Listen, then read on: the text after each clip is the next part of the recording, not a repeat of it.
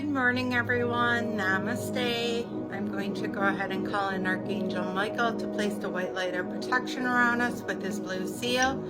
And I'm also going to call in Plato because we are going to be reading about something that I was guided. All these books, guys, I've been guided to get and share with you. So anytime I get an idea from Spirit to buy a book, I'm buying them and sharing them with you. And this book I was very intrigued by when I heard about it, and I am guided to share with you. It's called The Allegory of the Cave, and it's by Plato. And I'm just going to read the back of it for today. It states, the Allegory of the Cave, or Plato's Cave, was presented by Greek philosopher Plato in his work Republic 514a and 520a. To compare the effects of education and the lack of it on our nature, it is written in a dialogue between Plato's brother Glaucon and his mentor Socrates, narrated by latter.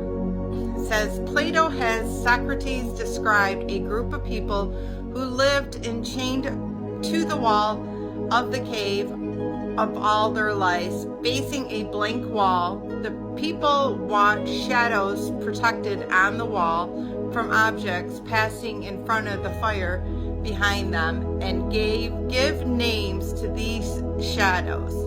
The shadows are prisoners of reality.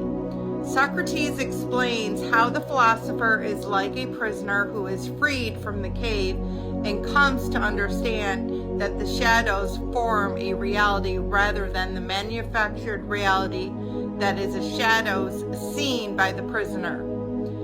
The inmate of this place do not even desire to leave their prison, for they know there is no better life. The prisoners manage to break through their bonds one day and discover that their reality was not as they thought it was. They discovered the sun, which Plato uses as an analogy for the fire, that man cannot see behind. Like the fire that casts light on the walls of the cave, the human condition is forever bound to the impression that we are received through the same senses. Even if these interpretations, or in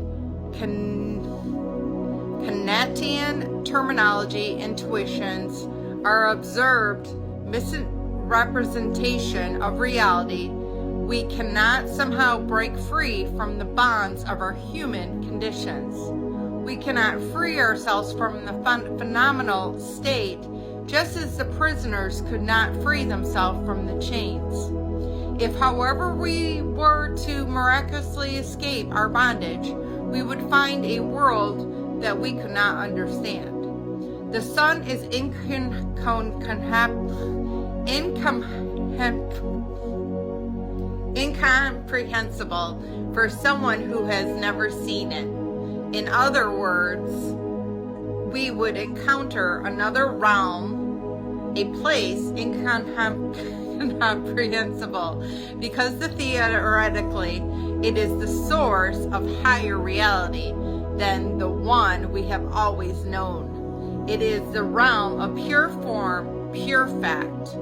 Socrates remarks that this allegory can be paired with previous writings, namely the analogy of the sun and the analogy of the divided line.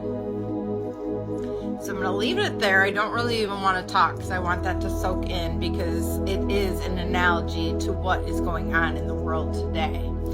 So I love you all. Have a blessed day, and namaste.